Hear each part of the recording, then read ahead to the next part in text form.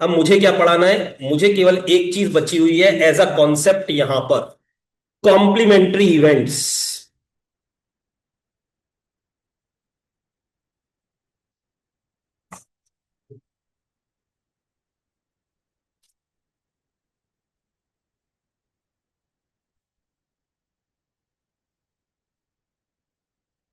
E is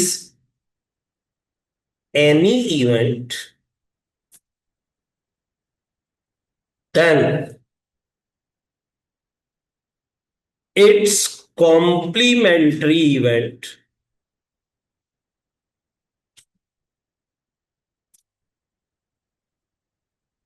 is that event which can be, which can also be represented in form of E dash, sorry, of not E, and denoted as, denoted by E dash और E बार। ठीक, ये definition हुई। अब इसको समझते हैं। अगर दो इवेंट हैं और वो दोनों नॉट से रिलेटेड है, तो फॉर श्योर वो आपस में कॉम्प्लीमेंट्री इवेंट होंगी। जैसे लाइट जाएगी, लाइट नहीं जाएगी। क्या लग गया फर्स्ट इवेंट के साथ? नॉट लग गया। ये दोनों आपस में फॉर श्योर क्या होंगी? कॉम्प्लीमेंट्री इवेंट होंगी, है ना। ए एग्जाम में पास होगा, ए एग्जाम में पास नहीं होगा। सीधे नॉट से रिलेटेड है दोनों इवेंट्स, ये दोनों आपस में कॉम्प्लीमेंट्री इवेंट्स होंगी। तो जिन इवेंट्स के बीच में डायरेक्टली नॉट लग गया, वो तो आपस में हमेशा कॉम्प्लीमेंट्री इवेंट होंगी, उसमें कोई शक की बात नहीं होती है। दिक्कत कहां चालू होती है कि जब हमको नॉट नहीं लगाकर वो दोनों इवेंट्स को डायरेक्ट प्रोनाउंस करता है अफर्मेटिव में, नेगेशन नहीं डाला उसमें। जैसे in a die rolling, getting prime number, sorry, getting even number and getting odd number. Getting even में कौन आया? 246। गेटिंग ऑड में कौन आया? तो क्या हम ऑड को कह सकते हैं इट इज नॉट इवन? कह सकते हैं। कोई कॉमन हुआ दोनों में? देख, कोई कॉमन हुआ दोनों में? 246 और 135 में कोई कॉमन हुआ? नहीं। कोई बच तो नहीं गया? बचना भी नहीं चाहिए। जब हम नॉट ऑड कहें तो जो बाकी बचे हुए हैं वो सब दूसरी इवेंट में आने चाहिए। तो 246 का नॉट कहें हम नॉट इवन, तो डेफिनेटली वो क्या बन जाएगा? Not, not even is also known as odd. तो इवन और ऑड क्या है आपस में? कॉम्प्लीमेंट्री इवेंट है। हम किसी भी दूसरे को पहले वाले का नॉट बोल सकते हैं, बोल सकते हैं। For example, easy experiment is rolling a die.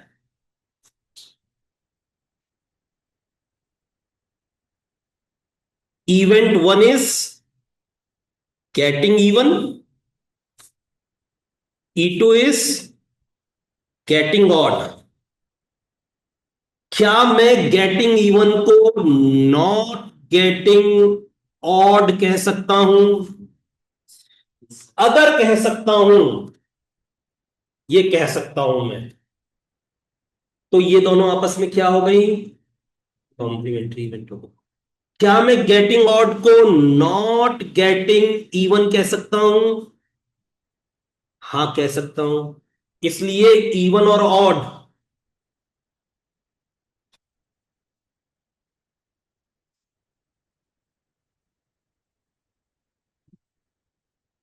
Is this clear? एकदम वाला क्लियर।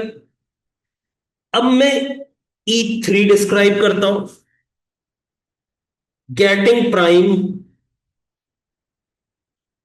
और E4 डिस्क्राइब करता हूं, गेटिंग कॉम्पोजिट। क्या मैं गेटिंग प्राइम को नॉट गेटिंग कॉम्पोजिट लिख सकता हूं? Yes sir. Yes sir. No sir. क्यों नो सर? गुड। ध्यान से सोचना।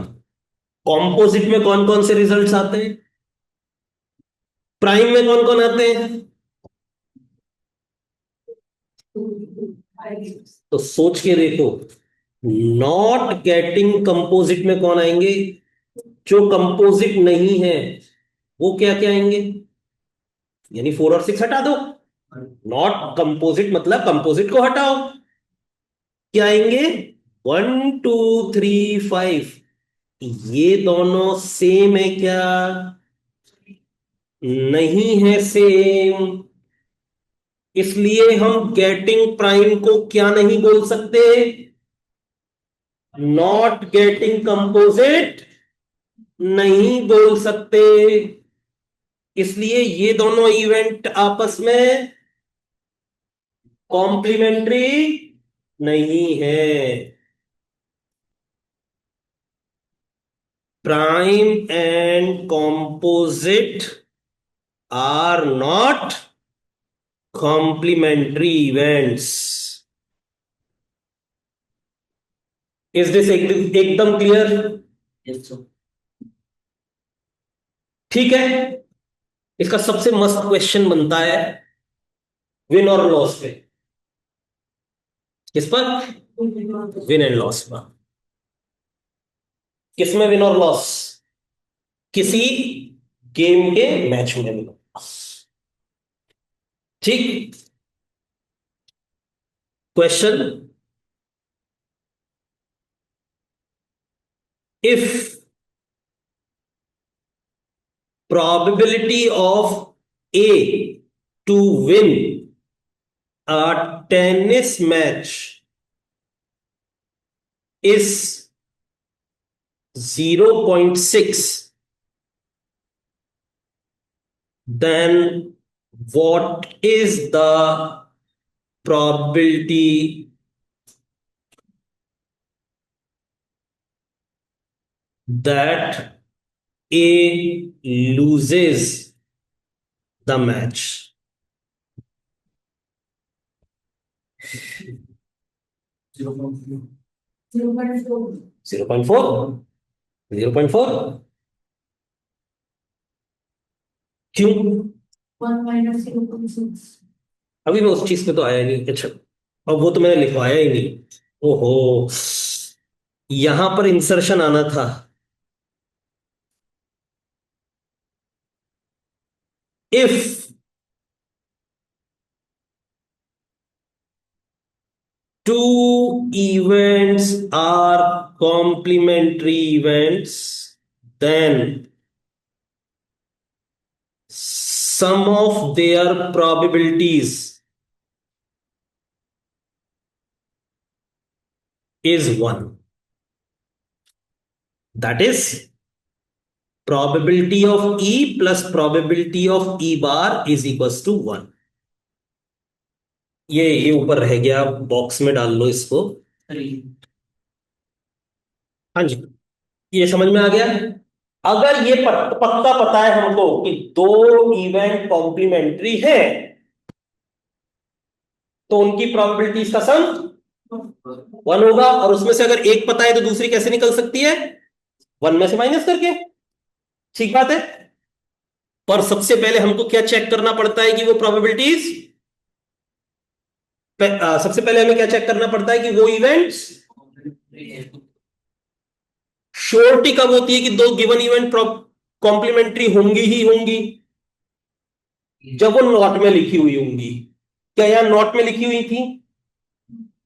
प्रोबेबिलिटी किसकी दे रखी है? विन की। किसकी? पूछी किसकी है? लूज की। अगर ये यहां लिखता नॉट विन, तो श्योर हो जाता कि दोनों इवेंट्स कॉम्प्लीमेंट्री इवेंट्स होती, पर उसने नहीं लिखा। तो अब सोच लो पहले ध्यान से, क्या विन और लूज कॉम्प्लीमेंट्री होते हैं? नहीं। ये गेम के ऊपर डिपेंड करता है कि विन और लूज कॉम्प्लीमेंट्री होंगे या नहीं। टेनिस में विन और लूज कॉम्प्लीमेंट्री होते हैं, ट्रू। चेस में क्या विन और लूज कॉम्प्लीमेंट्री होते हैं? क्योंकि वहां पर ड्रॉ भी होता है। क्या फुटबॉल में विन और लूज कॉम्प्लीमेंट्री होते हैं? नहीं, क्योंकि वहां पर ड्रॉ भी होता है। क्या हॉकी में विन और लूज कॉम्प्लीमेंट्री होते हैं? नहीं, क्योंकि वहां पर भी ड्रॉ भी होता है। वहां पर हम विन को विन बोलेंगे, लेकिन नॉट विन में कौन कौन आएंगे? Lose and draw. इसलिए लूज को हम डायरेक्टली क्या नहीं बोल सकते? नॉट विन नहीं बोल सकते। तो हमको क्या देखना पड़ेगा? गेम कौन सा है। अगर यही क्वेश्चन में हॉकी के लिए कर दूं, टेनिस की जगह हॉकी, तो इसका आंसर क्या होगा? ऑप्शन वो है, क्या कहते हैं, एमसीक्यू है। 0.6, 0.4, 0.3, डेटा इनसफिशियंट। यहां पर माना जाएगा डेटा इनसफिशियंट है। अगर मुझे लूज की प्रोबेबिलिटी चाहिए, तो पहले ड्रॉ की और बताओ मुझे। जैसे ड्रॉ होने की प्रोबेबिलिटी हो गई 0.1,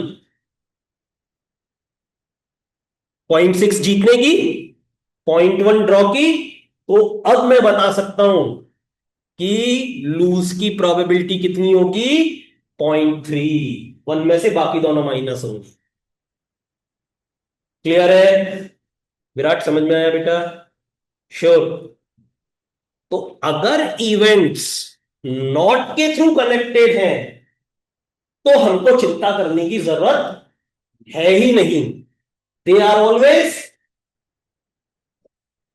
लेकिन अगर इवेंट्स नॉट से कनेक्टेड नहीं थी,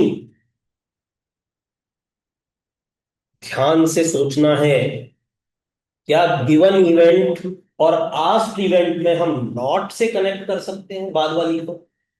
क्या बाद वाली इवेंट फर्स्ट इवेंट की नॉट है या नहीं है? जैसे इवन और ऑड में नॉट होता है, लेकिन प्राइम और कंपोजिट में नॉट नहीं होता है, क्योंकि वन रह जाता है। क्लियर हुई बात? टेनिस मैच के लिए विन और लूज, लूज नॉट विन कहलाता है ना, कहलाता है ना। टेनिस मैच के लिए लूज नॉट विन कहलाता है, लेकिन चेस के लिए लूज नॉट विन नहीं कहलाता है। उसमें और कौन आ जाता है? ड्रॉ भी आ जाता है। ठीक है, पक्का? तो इसमें तो क्या हो जाएगा प्रोबेबिलिटी, टेनिस के लिए तो सॉल्यूशन लिख लो।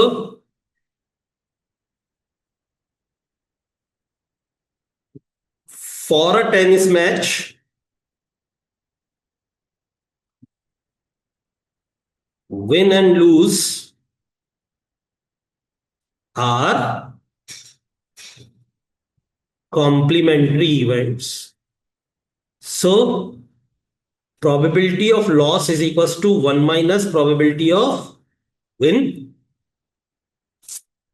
1 minus 0.6, 0.4 आंसर। सेम बर्थडे और डिफरेंट बर्थडे की कॉम्प्लीमेंट्री इवेंट्स होंगे। नहीं, पर ये हम एक ही क्वेश्चन में कैसे डालेंगे दो इवेंट्स को, इन दोनों को कैसे डालेंगे? नहीं वैसे नहीं, तो फॉर्मेशन कर क्वेश्चन का बेटा दिमाग में। फॉर्मेशन करके हम वर्डिंग क्या लिख पाएंगे? If the probability of same birthday is 1/364, what will the probability of getting it? Then ये क्या हो गई दोनों? और ये दो के लिए नहीं है, बस ये याद रखना, तीन के लिए नहीं कर सकते इसको। टू फ्रेंड्स के लिए कर सकते हैं, थ्री फ्रेंड्स के लिए। ठीक है, क्लियर है, पक्का है?